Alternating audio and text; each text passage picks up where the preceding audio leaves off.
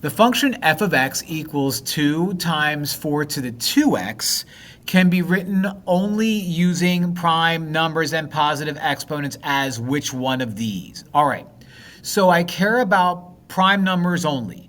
2 is prime, but 4 is not. So I'm going to leave 2 there, but I'm going to turn that 4 in parentheses into 2 to the second power. And that's going to be taken to the 2x power.